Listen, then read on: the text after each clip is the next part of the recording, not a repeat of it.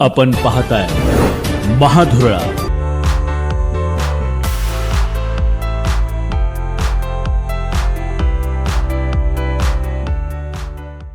नमस्कार, महाधुरळा यूट्यूब चॅनलमध्ये मी गुरु बाळमाळे आपल्या सर्वांचं मनापासून स्वागत करतोय।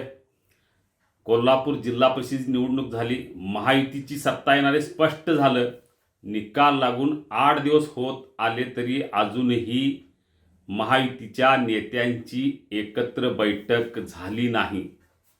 ती का झाली नाही यावरूनच कळतं की 8 दिवसानंतरही नेत्यांची चर्चा नाही, बैठक नाही। त्याच्या मागे मोठं कारण आहे, ते म्हणजे महायुतीत झालेली धुसफूस, महायुतीत पडलेली ठिणगी। तर ती ठिणगी का पडली, का नेते एकत्र येऊन चर्चा करत नाहीत पद वाटप, सत्ता वाटप बाबत, या संदर्भात महाधुरळाला जी माहिती मिळाली ती धक्कादायक आहे। आपण अजूनही महाधुरळा हे यूट्यूब चॅनल सबस्क्राईब केलं नसेल तर आत्ता सबस्क्राईब करा। महाधुरळा 101 बातम्या तंतोतंत खरं ठरलेलं हे महाराष्ट्रातलं एकमेव चॅनल आहे जे 1.5 वर्षात। आता वळूया मूळ विषयाकडे। खरं तर महायुतीची सत्ता येणार 51 जागा आलेल्या आहेत। महायुतीच्या जिल्हा परिषदेत केवळ 17 जागा आलेत महाविकास आघाडीच्या।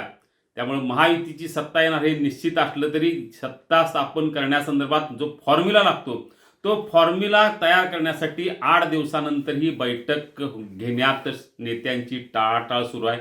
नेमकं बैठकीला कुणी कुणाला बोलवायचं, कुणी पुढाकार घ्यायचं हे ठरत नाही। त्यामागचं कारण आहे नेत्यामध्ये झालेली न पाळलेले शब्द, नेत्यांनी न पाळलेले शब्द। काय झालं नेमकं? महापालिका निवडणूक झाली आणि जिल्हा परिषद निवडणुकीच्या पार्श्वभूमीवर महायुतीच्या मार्फतच जिल्हा परिषद निवडणूक लढवण्यासाठी एक बैठक झाली अयोध्या हॉटेलमध्ये। त्या बैठकीत कुणी किती जागा लढवायच्या या संदर्भात चर्चा झाली आणि या चर्चेत लक्षात आलं की जागा वाटप होणं शक्य नाही।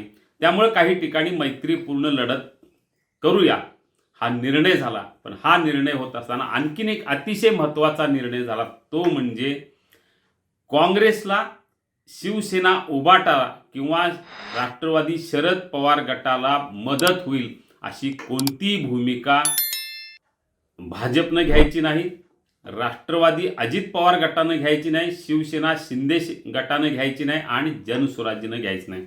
जे चौघांनी असा निर्णय घेतला। म्हणजे या बैठकीला 4ही पक्षाचे प्रमुख नेते उपस्थित होते। म्हणजे अगदी चंद्रकांत दादा पाटील होते, मंत्री हसन मुश्रीफ होते, पालकमंत्री प्रकाश आंबेडकर होते, खासदार धनंजय महाडिक होते, विनय कोरे आमदार होते, आमदार चंद्रदीप नरके होते, राजेंद्र पाटील यड्रावकर सुद्धा होते। म्हणजे सगळे नेते प्रमुख नेते होते आणि या प्रमुख नेत्यांनी ठरवलं की महाविकास आघाडीला मदत होईल अशी कोणती भूमिका कुठल्याही मतदारसंघात घ्यायची नाही।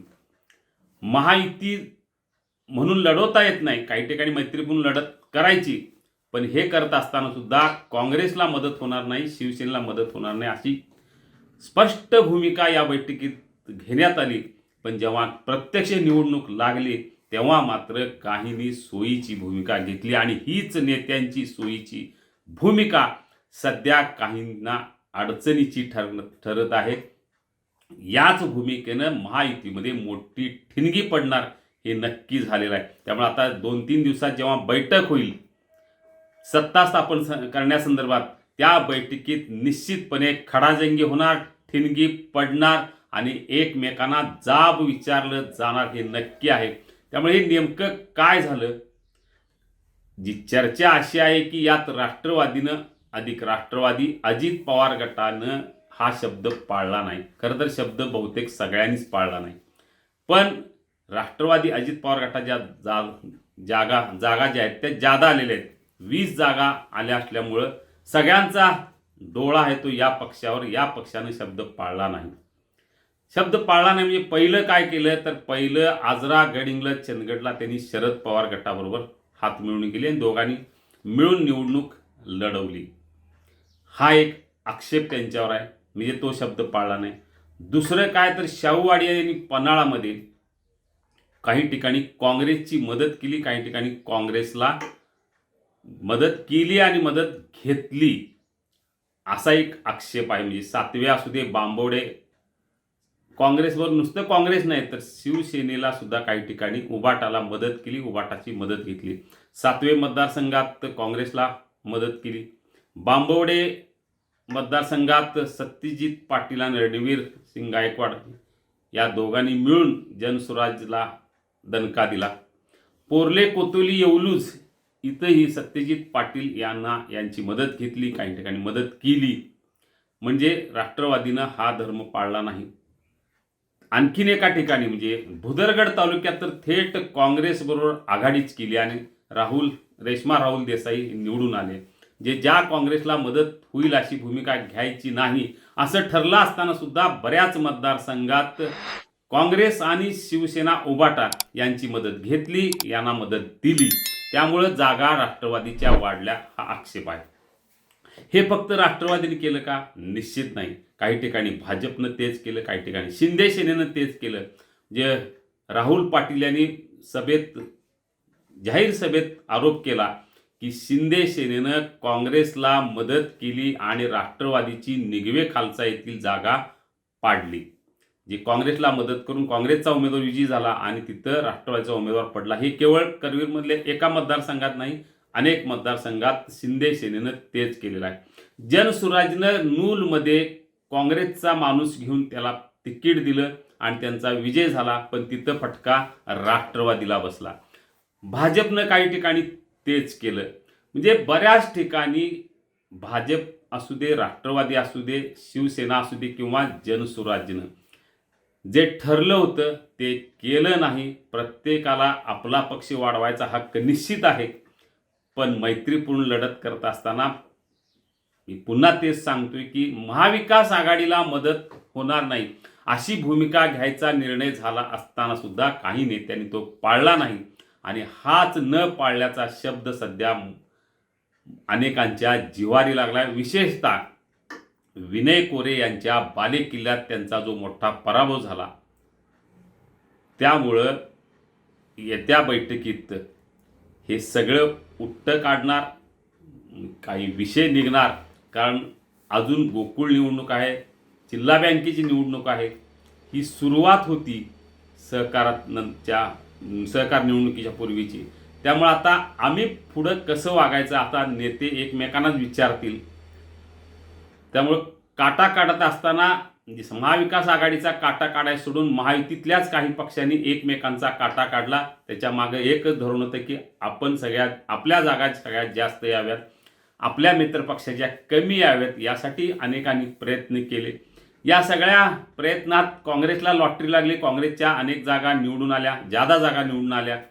त्यामुळे महायुतीतल्या काही पक्षांचा मोठा फटका बसला. काही पक्षांना जो शिंदे सेनेला बसला निश्चितपणे, जो राधानगरी आणि बुजुर्गमध्ये, जनसुराजला शाहूवाडी आणि पन्हाळामध्ये मोठा दणका बसला. भाजपला काही ठिकाणी बसला, शिंदे सेनेला बसला, राष्ट्रवादी अजित पवार गटाला सुद्धा बसला. म्हणजे शब्द न पाळल्याचा फटका तसा बहुतेक सगळ्यांना बसला. सगळ्यात मोठा फटका जनसुराजला बसला. त्यामुळे आता जी बैठक 2 दिवसात होईल महायुतीच्या नेत्यांची, या बैठकीत निश्चितपणे खडाजंगी होणार, वादळ होणार आणि ठिणगी पडणार हे नक्की आहे. आता ही ठिणगी कुठंपर्यंत पेटवायची, कुठंपर्यंत ज्वाला होऊ द्यायचं की नाही हे नेत्यांच्या हातात आहे. पण 8 दिवस ज्या पद्धतीनं धुसफूस सुरू आहे ते पाहता मोठा वाद होणार हे नक्की आहे. विशेषतः मंत्री हसन मुश्रीफ आणि आमदार विनय कोरे यांच्यात हा वाद होईल. त्यानंतर राष्ट्रवादी विरुद्ध शिवसेना वाद होईल, भाजप विरुद्ध राष्ट्रवादी वाद होईल. वाद होणार हे नक्की आहे. आता तडजोडीची भूमिका कोण घेणार, आगामी निवडणुकीवर परिणाम होऊ नये म्हणून कोण माघार घेणार सगळे, पण आपली भूमिका किती सक्षमपणे प्रत्येकजण मांडणार हे महत्त्वाचं आहे. कारण प्रत्येकाला दणका निश्चितपणे बसलेला आहे. काहींच्या जागा जादा आल्या, त्याचाही ते का आल्या याची चर्चा निश्चितपणे या बैठकीत होईल. सध्या तरी फॉर्म्युला ठरतोय राष्ट्रवादीचा अध्यक्ष, भाजपचा उपाध्यक्ष, शिंदे सेनेला महत्त्वाचं पद, सभापती पद, असं फॉर्म्युला ठरतोय. तो 2 दिवसात ठरेल. पण ते ठरण्यापूर्वी जी ठिणगी सध्या पडलेली आहे ती ठिणगी कशी शांत करणार हेच अतिशय महत्त्वाचं आहे. पाहूया ठिणगी पेटणार की शांत होणार. आपल्याला अशाच राजकीय बातम्या हव्या असतील तर आत्ता सबस्क्राईब करा महाधुरळा यूट्यूब चॅनल. धन्यवाद.